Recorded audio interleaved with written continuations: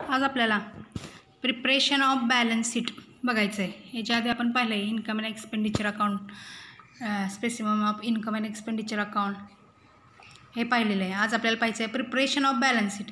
आता non trading कन्सर्नमध्ये फक्त आपल्याला इन्कम अँड एक्सपेंडिचर अकाउंट आणि बॅलन्स शीट तयार करावी लागते आणि त्यानुसार ते नॉन फॉर प्रॉफिट कन्सर्न हे अकाउंट मेंटेन करतात। त्यामुळे त्यातलं फक्त आपण आता बॅलन्स शीट फक्त बघायचं आहे। Balance sheet is a statement of asset and liabilities of the organisation as on a particular date. म्हणजे एका विशिष्ट तारखेला व्यवसायाची संपत्ती आणि देयता यांची स्थिती दर्शवणारं पत्रक।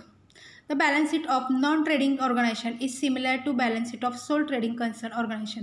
म्हणजेच नफा न मिळणाऱ्या संस्था आणि नफा मिळणाऱ्या संस्था ह्या एकसारखंच त्यांचं ताळेबंदाचा नमुना असतो। म्हणजे balance sheet of non trading organisation is similar to balance sheet of sole trading concern. म्हणजेच नफा न मिळणाऱ्या संस्थेचा ताळेबंद हा सेम एकल व्यापारी संस्थासारखाच असतो असा आहे अर्थ। A balance sheet only show capital receipt and capital expenditure. Balance sheet हे काय दाखवतं? भांडवली उत्पन्न आणि भांडवली खर्च दाखवतो। Balance sheet is a prepared with a view to measure the exact financial position of an organisation on certain date normally at the end of the year. म्हणजे वर्षाच्या शेवटी ताळेबंद हा व्यवसायाची आर्थिक स्थिती दर्शवणारं पत्रक आहे असं सांगितलं आहे थोडक्यात। म्हणजे ताळेबंद म्हणजे एका विशिष्ट तारखेला किंवा व्यवसायाच्या शेवटच्या दिवशी व्यवसायाची आर्थिक स्थिती दर्शवणारं पत्रक म्हणजेच ताळेबंद। The excess of asset over liability is term as capital fund. म्हणजेच काय? कॅपिटल फंड कधी तयार होतो? जर संपत्ती ही देयतापेक्षा जास्त असेल तर कॅपिटल फंड तयार करतो। If the opening balance of capital fund is not non it can be ascertain as the balancing figure by preparing opening balance sheet. म्हणजेच कॅपिटल फंड हे काढलं जातं is not non it can be ascertain at the balancing figure by preparing opening balance sheet. म्हणजे ते opening balance sheet नंतर तयार केली जात असते। तर अशा प्रकारे बॅलन्स शीट म्हणजे काय पाहिलेलं आहे। तर एम्प्लॉईड ॲडजस्टमेंट काय दिले आहेत? तर थोडक्यात income receipt and payment account some additional information is given regarding certain item. काही सर्टन ॲटम दिलेले आहेत रिसीट अँड पेमेंट अकाउंटमध्ये additional. On this basis of such information some accounting adjustment are necessary. Such adjustment are known as implied or hidden adjustment. Some implied adjustment are given below. These items are given in receipt and payment account. Implied adjustment are खाली दिलेले आहे आपल्याला कुठल्या बघा। Rent 11 month ₹11,000। आता 11 महिन्याचं दिलं म्हणजे 1 महिन्याचं यायचं राहिलं त्याला आउटस्टँडिंग एक्सपेन्सेस असं म्हटलेलं आहे। हिडन ॲडजस्टमेंट म्हटलं तर चालेल। 10% loan from Bank of India 20,000। 20,000चं लोन 10% बँक ऑफ इंडियाचं घेतलं आहे, जानेवारी महिन्यात घेतलं आहे म्हणजे 3 महिन्याचं इंटरेस्ट द्यायचं राहिले। Lease hold land ₹1 lakh for 10 years from 1 April 2019। 1/4/2019 घेतले आणि 31/3/2020 असं वर्ष असेल तर त्या घेतलेलं आहे ते लँड 1 लाख। तर त्याचं जे काय असेल ते देणं लागतं ते दाखवायचं आहे। Sale proceed of furniture book value ₹5,000 8,000। म्हणजेच काय? पुस्तक किंमत 7,500 असताना ती विकली 8,000 तर फर्निचर मग त्याचा प्रॉफिट अँड लॉस जे काय येणार आहे loss on sale of furniture, profit on loss on furniture, profit on sale of furniture असं असेल तर ते पण काढायचं असतं ते दिलेलं आहे। तर रिसीट अँड पेमेंट अकाउंट दिलं आहे बघा इथं आणि त्याचं 10% फिक्स डिपॉझिट दिलं आहे इथं पेमेंट साईडला 1 लाख। आता डिपॉझिट कधी केलं आहे ते 1 जानेवारी 2020। 1 जानेवारी 2020 म्हणजे 19-20 हे अकाउंटिंग इयर असेल तर त्यामध्ये जानेवारीपासून ते मार्चपर्यंत जे काय आहे ते दिलेलं नसेल। काय दिलं नाही? इंटरेस्ट तर ते काढायचं आहे तर दिलं आहे बघा। In the example employed adjustment is outstanding interest on fix deposit because no receipt of interest on fix deposit is given. म्हणजे इंटरेस्ट दिलेलं नाही। Rate of interest on fix deposit given along with date of deposit with bank. म्हणजेच त्यांनी काय दिलं आहे fix deposit बरोबर interest दिलेलं आहे, बँकेत कधी ठेवले ते इंटरेस्ट दिले आहे। Therefore it become necessary to take into account the outstanding interest on fixed deposit for 3 months। तर 3 महिन्याचं इंटरेस्ट द्यायचं आलं 1/1/2020 ते 31/3/2020 म्हणजे 10%। मग किती आलं? 2,500। 3 महिन्याचं काढायचं किती? 1 लाख गुणिले 10 भागिले 100 गुणिले 3/12 जानेवारी फेब्रुवारी मार्च 3 महिन्याचं काढायचं. Outstanding interest of fixed deposit ₹2,500 should be created to income and expenditure. तर आउटस्टँडिंग इंटरेस्ट यायचं राहिलेलं इंटरेस्ट आहे ते कुठे दाखवायचं आहे? इन्कम अँड एक्सपेंडिचर अकाउंटला दाखवायचं आहे, क्रेडिट साईडला दाखवायचं. आणि दुसरा इफेक्ट कुठे दाखवायचं? It is shown on asset side of balance sheet. Asset साईडला दाखवायचं at fixed deposit or show separately on the asset side. एक तर सेपरेट दाखवा किंवा फिक्स्ड डिपॉझिटमध्ये दाखवलं तरी चालेल. आता खाली दिले बघा कॅपिटल फंड, भांडवल निधी. Capital fund is shown on the leftist side of balance sheet. म्हणजे बॅलन्स शीटच्या लेफ्टिस्ट साईडला कॅपिटल फंड असतं. Not for profit concern capital fund is created from capital income and by capitalizing surplus if any. म्हणजे capital fund तयार केला जातो capital income भांडवली उत्पन्न आणि कॅपिटलायझेशन सरप्लस जे काय अधिक येणार आहे इन्कम एक्सपेंडिचरमधून त्यातून तयार केलं जातं. The net surplus is added in the capital fund and deficit is deducted from the capital fund. म्हणजे कॅपिटल फंडामध्ये डेपिसिट लेस केला जातो आणि सरप्लस ॲड केला जातो हे त्यामध्ये सांगायचं. आता खाली नमुना दिला आहे बॅलन्स शीटचं बघा. इथं बघा ही बॅलन्स शीट आहे, इकडे लायबिलिटीचा ॲसेट आहे. फायनल अकाउंटमध्ये आपण पाहिले त्याच्याप्रमाणेच कॅपिटल फंड दिले, ओपनिंग बॅलन्स दिले, इकडे cash in hand, cash at bank, असेटला डिपॉझिट म्हणजे डिपॉझिट फिक्स्ड डिपॉझिट आहे, मुदत ठेव, इन्व्हेस्टमेंट गुंतवणूक, सन्ड्री डेटर्स येणेकरी, land and building, furniture and fixture, plant and machinery, equipment साधनसामग्री, प्लेग्राऊंड म्हणजे मोकळं मैदान, motor vehicle, library books, stock of sports material, stock of stationery, stock of drugs म्हणजे काय मालाचं आहे, क्लोजिंग स्टॉक थोडक्यात म्हटलं तरी चालेल ह्याच्यात. Closing stock of stock material, stock of stationery, closing stock of drugs, loan and advances given, accrued interest, prepaid expenses, outstanding income, येणं उत्पन्न राहिलं असेल तर ज्याप्रमाणे आउटस्टँडिंग एक्सपेन्सेस तर लायबिलिटी दाखवलं जातं. ओपनिंग बॅलन्स काय आहे? Capital fund. त्यामध्ये काय काय केलं जातं? Add donation, add entrance fee, add surplus, less deficit हे कॅपिटल फंडामध्ये येतं. बिल्डिंग फंड सेपरेट तयार केला असेल तर बिल्डिंग फंड, एंडोमेंट फंड, दान निधी असं म्हटलं आहे, दान निधी, टुर्नामेंट फंड खेळाचं निधी असेल, स्पेशल फंड विशिष्ट निधी, चॅरिटी फंड ट्रस्ट निधी, सन्ड्री क्रेडिटर्स देणेकरी, bank overdraft, other loan, outstanding expenses, pre received income ज्यादा घेतला असेल तर ते द्यावं लागतं, सबसिडी रिसिव्ड इन ॲडव्हान्स, थोडक्यात life membership fee. Sometimes instead of adding surplus into capital fund, it is accumulated as a credit balance to income and expenditure account. म्हणजेच काय जे काय सरप्लस आहे sometimes instead of adding surplus into capital फंडामध्ये surplus add केलं it is accumulated as a credit balance to income and expenditure अकाउंटचा credit balance आला असेल तर सरप्लस येतो तो दाखवला जातो. Such balance is so separate in balance sheet separate दाखवला जातो. On the liability side making there of may be as under असं दाखवलं जाऊ शकतं. Income expenditure of opening credit balance add surplus of current year. आता additional information दिलेले आहेत आपल्याला म्हणजेच काय आउटस्टँडिंग आणि प्रिपेड एक्सपेन्सेस. आता आउटस्टँडिंग असेल तर दोन इफेक्ट दाखवले जातात. आउटस्टँडिंग म्हटलं की कुठं पहिल्यांदा दाखवलं जाते पर्टिक्युलर आयटममध्ये ॲड केलं जातं आणि दुसरा बॅलन्स शीटच्या लायबिलिटी साईडला दाखवलं बघा. Add outstanding item in the concern expenditure on expenditure side of income and expenditure account. म्हणजे एक्सपेंडिचरला दाखवायचं आहे डेबिट साईड इन्कम अँड एक्सपेंडिचरच्या डेबिटला दाखवा पर्टिक्युलर एक्सपेंडिचरमध्ये आणि दुसरा कुठं दाखवायचं आहे बॅलन्स शीटच्या लायबिलिटी साईडला. हे आउटस्टँडिंग एक्सपेन्सिव फायनल अकाउंटमध्ये झाले ते सेम तसंच करायचं आहे. प्रिपेड पण तसंच झालं आहे फायनल अकाउंटमध्ये. प्रिपेड म्हटलं काय करणार आहे लेस पर्टिक्युलर एक्सपेंडिचर साईडला जे असणार आहे त्यातनं लेस करायचं आहे आणि दुसरं कुठं दाखवायचं आहे बॅलन्स शीटच्या असेटला प्रिपेड एक्सपेन्सेस. दुसरं आहे ॲक्रूड इन्कम किंवा आउटस्टँडिंग इन्कम म्हणजे येणं उत्पन्न असेल तर येणं उत्पन्न काय आहे तर यायचं राहिलं आहे तर ते दाखवायचं लागतं. तर दोन इफेक्ट दाखवायचे. Outstanding income. आता आउटस्टँडिंग इन्कम म्हटलं की काय आता इन्कम म्हटलं की इन्कम साईडला घ्यायचं आहे. Outstanding income is added in the concern income on income side of income and expenditure. म्हणजे इन्कम अँड एक्सपेंडिचर अकाउंटच्या इन्कम साईडला हे घ्यायचं आहे. म्हणजे इन्कम अँड एक्सपेंडिचर अकाउंट असणार आहे. डेबिट साईडला इन्कमच्या काय असणार आहे एक्सपेंडिचर, क्रेडिट साईडला इन्कम असणार आहे.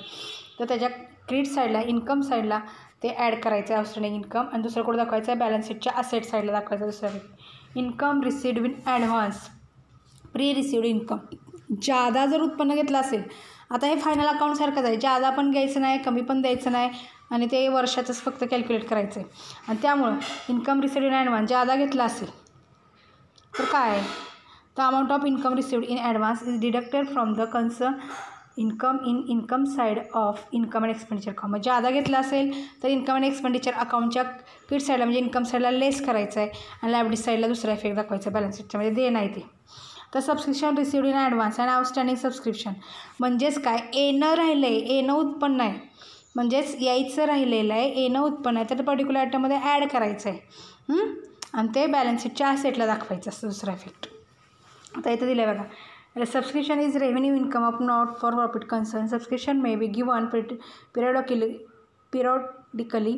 All members have to pay subscription regularly. It is created to income and expenditure account. Subscription can be classified as subscription of current year received in current year, subscription of previous year received in current year. आता current yearचं मिळायला असेल तर प्रश्न नाही. Subscription of previous year received in current year, अगोदरचं वर्षी जर चालू वर्षीचं मिळालं असेल तर subscription in next year received in the current year, पुढच्या वर्षीत जर मिळालं असेल तर subscription of current year is outstanding, याच वर्षीचं येणं राहिलं असेल तर दाखवायचं आहे. असं क्लासिफिकेशन आहे. पुढं आहे डिप्रिशिएशन. आता डिप्रिशिएशन दिलेलं आहे आपल्याला. Depreciation is a nominal account आहे. मग डिप्रिशिएशन म्हटलं की तुम्हाला माहिती आहे income and expenditure profit and लॉससारखं आहे. मग एक प्रॉफिट अँड लॉसच्या डेबिटला घेतो तसंच इन्कम अँड एक्सपेंडिचर डेबिट साईडला घ्यायचं आहे आणि दुसरा इफेक्ट कुठं जायचं आहे, बॅलन्स शीटच्या ॲसेटला. आता capitalisation of entrance fee.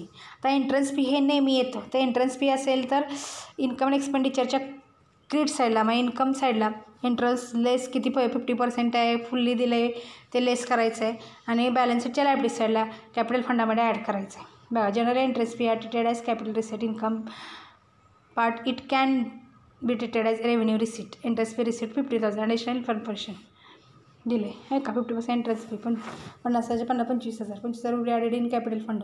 25,000 will be treated as revenue income which is income and expenditure account. म्हणजे इन्कम अँड एक्सपेंडिचर अकाउंटच्या क्रेडिट साईडला 50,000 अमाऊंट असणार आहे इंटरेस्ट फीची, त्यातनं लेस करायचे आहेत 25,000 आउटरला दाखवायचे आहेत आणि दुसरा इफेक्ट कुठे दाखवायचा आहे, बॅलन्स शीटच्या लायबिलिटी साईडला कॅपिटल फंडामध्ये ॲड 50% इंटरेस्ट फी म्हणून दाखवायचं असं सांगितलं त्यांनी. पुढे दिलं आहे creation of special fund out of donation. तर donation means gift given by either member or any outside to the organization types of donation. म्हणजे असं आता काय, creation of special fund out of donation. आता इथं creation of special fund out of donation. आता donation means gift given by either member or any outsider to organisation types of donation. General donation treated as revenue income will be shown on income side of income and expenditure account. These donation are given without any condition. Treated as revenue income आहे. General donation आहे ते revenue income आहे. Will be shown on income side of income expenditure. म्हणजे income and expenditure अकाउंटच्या credit साईडला general donation दाखवलं जातं. Donation are given without any condition. कुठलं कंडिशन असत नाही. इन्कम अँड एक्सपेंडिचर अकाउंटच्या क्रेडिट साईडला जनरल डोनेशन घेतलं जातं. आता स्पेसिफिक डोनेशन दिले ते स्पेसिफिक असेल तर कंडिशन असणार आहे. Donation are sometimes given for specific purpose. म्हणजे विशिष्ट हेतूसाठी तयार केलेलं असतं. The donor specify the purpose for utilising the amount donated by him. For example दिलं आहे donation for building fund. Building फंडासाठी जर म्हणजे बिल्डिंग निधी, इमारत निधीसाठी जर डोनेशन दिलं असेल, donation for prize fund, donation for sport tournament ह्याच्यासाठी दिलं आहे, इत्यादीसाठी दिलं आहे. Such donation should be show on the liability side of balance sheet. Balance शीटच्या लायबिलिटी साईडला दाखवायचं आहे. लक्षात आलं.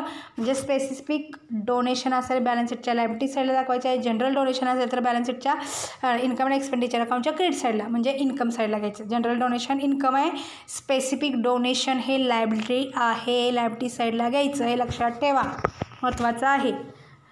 पुढं स्टॉक ऑफ स्टेशनरी. आता स्टॉक ऑफ स्टेशनरी दिलं आहे. स्टेशनरी इज अन एक्सपेंडिचर, खर्च आहे. आता तो कसा दाखवायचा आहे, हा बऱ्याच वेळा येतो. तर ओपनिंग स्टॉक घ्यायचा आहे स्टेशनरीचा. ओपनिंग बॅलन्स दिला असेल तर ओपनिंग स्टॉक घ्यायचा आहे. परत खरेदी केला असेल चालू वर्षी तर ॲड परचेस करायचं आहे. आणखीन काही यायचं राहिलं असेल तर ॲड आउटस्टँडिंग लिहायचं आहे. आणि त्याचा क्लोजिंग स्टॉक दिला असेल वर्षाच्या शेवटी तर लेस क्लोजिंग स्टॉक करायचं आहे. म्हणजे पहिल्यांदा ओपनिंग स्टॉक घ्यायचा, त्यामध्ये ॲड परचेसेस दाखवायचे. परचेसेसमध्ये ॲड अजून या वर्षाचं काही यायचं राहिलं असेल तर ॲड आउटस्टँडिंग करंट इयर दाखवायचं आहे. लेस क्लोजिंग स्टॉक ऑफ स्टेशनरी असं दाखवायचं आहे. असं दाखवायचं.